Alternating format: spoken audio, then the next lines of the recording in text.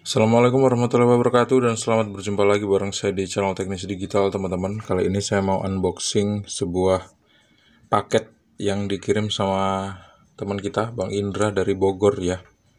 Isinya adalah sebuah modul dari motor kayak gitu. Dan modul ini coba saya pengen cek gitu kira-kira kondisinya seperti apa.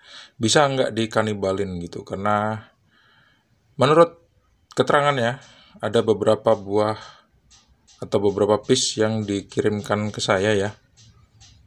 Jadi kita akan coba cek bagian mana yang rusak dan bisa nggak kalau kita kanibalin gitu. Bisa nggak bisa, itu urusan belakangan nanti ya. Seperti itu. Kita unboxing dulu. Oke, seperti ini. Ya, packingnya lumayan rapi. Banget malah ya. Di dalam nggak ada isi apa-apa. Kita lihat di sini Yamaha Jakarta Indonesia tuh. Dibungkus pakai bubble wrap seperti yang kita bisa lihat sekarang. Dan saya ngerasain ada bekas-bekas debu dan oli atau minyak di bubble wrapnya. Biasa kalau di bengkel emang seperti itu ya. Ada aroma-aroma bengkel di sini. Ini dia 3 buah kit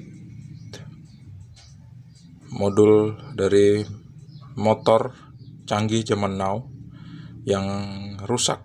Kita lihat ya kondisinya satu persatu. Yang bagian kiri yang ini kelihatan PCB-nya masih bagus ya. PCB-nya masih bagus, nggak melengkung seperti dua yang lainnya. Coba saya amati dulu dari bagian sini, kira-kira ada yang janggal apa enggak. Sementara ini sih saya ngelihat seperti ada dioda yang pecah, tapi begitu saya kerok pakai ujung kuku ternyata dia nggak pecah. Saya ngeliat ada beberapa cairan di sana ya yang warnanya hijau. Nggak tahu itu ngaruh apa enggak, nanti coba kita lihat dari dekat lebih jauh ya. Kita lihat lebih jauh dari arah dekat seperti itu. Ini ada 2 buah kit yang elko-nya udah meletus.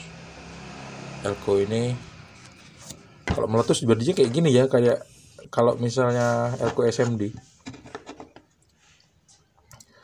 Kalau kita balik kaki IC yang bawah itu kelihatan kotor.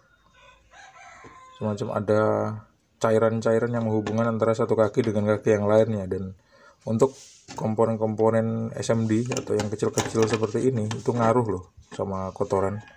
Jadi harus dipastikan bersih dulu.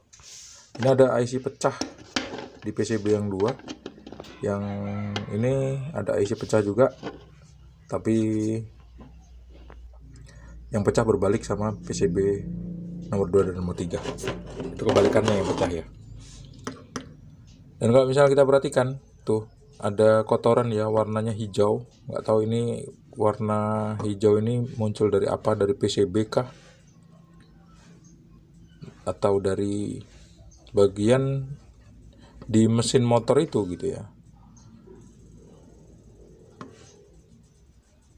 Terus ini saya ngeliat ada komponen yang pecah, resistor pecah, kapasitor pecah, dioda yang pecah seperti ini, elko yang udah kemek karena rusak,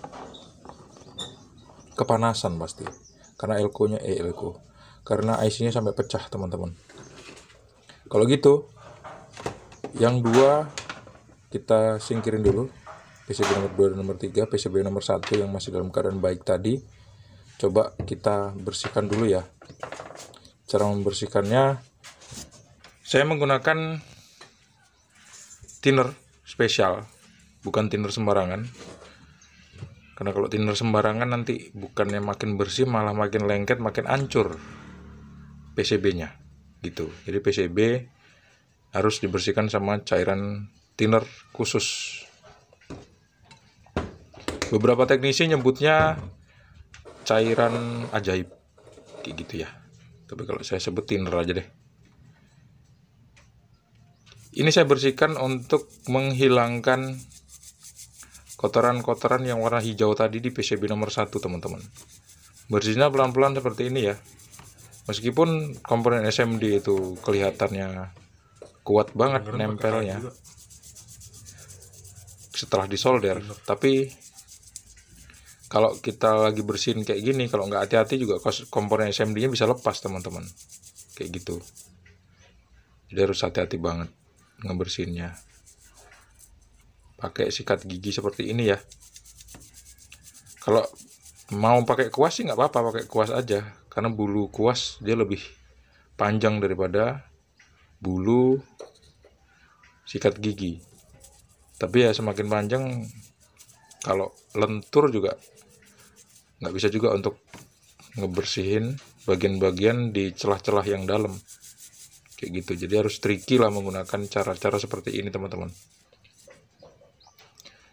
Ada bagian yang agak mengganggu sebetulnya, yaitu besi itu loh, besi yang melintang di PCB itu mengganggu sikat untuk bisa menjangkau bagian-bagian yang paling vital di kaki IC gitu. Tapi ya nggak apa-apa, dengan kesabaran kotoran-kotoran yang kita curigai sebagai perusak tadi itu juga bisa hilang gitu. Syaratnya ya harus hati-hati ya, pelan-pelan seperti ini. Sebetulnya kita juga bisa menggunakan cairan pembersih seperti kontak cleaner, tapi kalau untuk kotor yang parah seperti ini, kalau pakai kontak cleaner biasanya malah nggak bersih gitu. Jadi lebih bersih kalau kita gunakan thinner dulu untuk ngebersihinnya. Nanti kalau misalnya udah selesai dengan thinner, udah kita jemur, udah kering bekas thinnernya, baru nanti kita boleh pakai cairan pembersih, kita sikat lagi untuk yang kedua kalinya.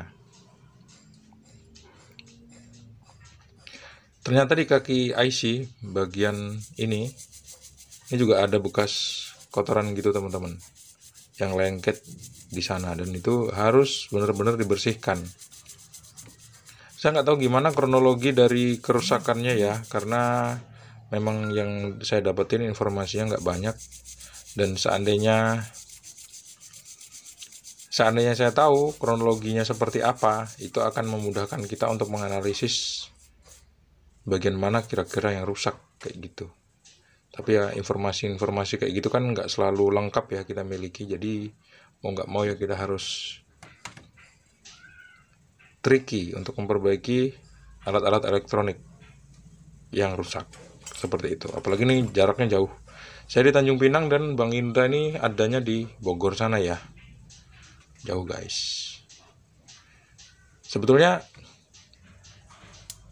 coba ini saya mau lepas bisa apa enggak, tapi ternyata dia bukan klip, jadi nggak bisa dimasukin lagi.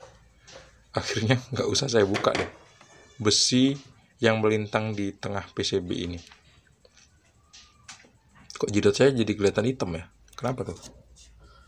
Habis megang arang apa ya saya? Lanjutkan seperti ini terus ya, teman-teman. Pokoknya celah-celah yang kira-kira ada kotorannya itu kita harus bersihin. Kita sikat seperti ini.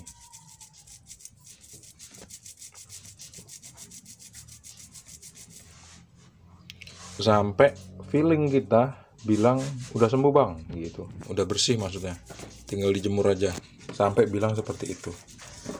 Dan biasakan kita berkomunikasi sama diri sendiri ya. Oke, setelah dibersihin seperti ini, nanti bakal kita jemur. Kebetulan di Tanjung Pinang panasnya lagi wah banget nih, nggak tahu berapa derajat. Yang jelas kalau untuk ngejemur pakaian yang dicuci dari jam 8 pagi, jam 12 tuh udah kering. Bayangin panasnya kayak apa tuh. Cepet banget kan keringnya. Panas ini loh. Nanti saya tunjukin sama teman-teman komponen-komponen yang punya potensi rusak. Kita nanti loh. Dilihat dari kondisi fisik ya. Dan nama-nama komponen apa aja yang bisa diidentifikasi dari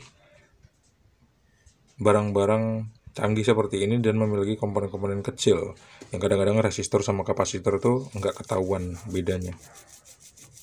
Tapi dengan ketelitian kita bisa tahu itu kapasitor atau resistor dan lain sebagainya, guys.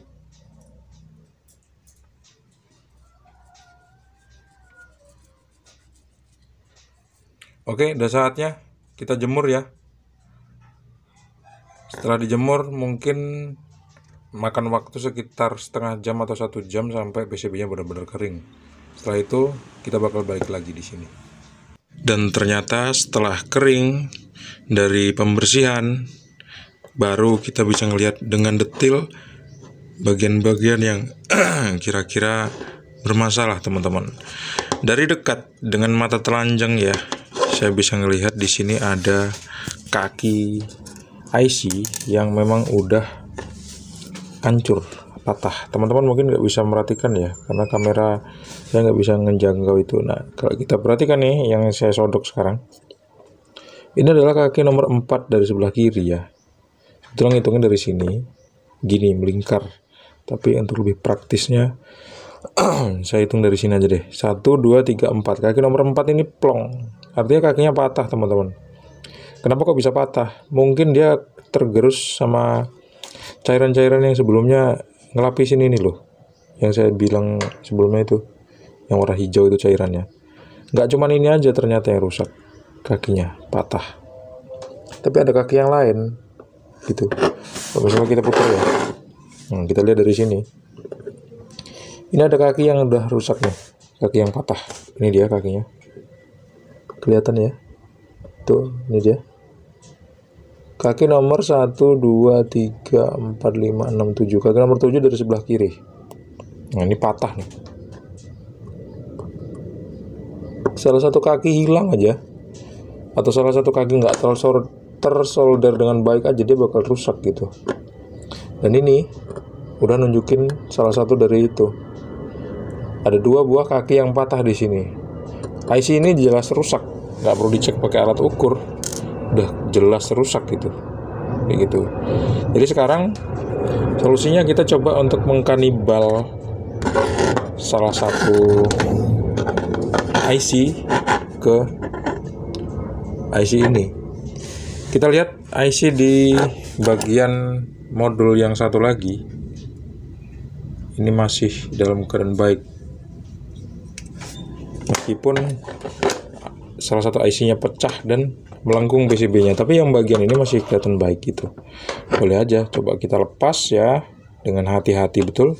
Nanti kita sambungin di sini. Kita gantikan IC ini ya, kayak gitu guys. Dan itu bakal saya tunjukin di video berikutnya. Terima kasih sudah menonton video ini sampai habis. Jangan lupa untuk klik like, subscribe, dan bagikan video ini ke teman-teman kalian. Sampai jumpa di video selanjutnya. Assalamualaikum warahmatullahi wabarakatuh, and bye-bye.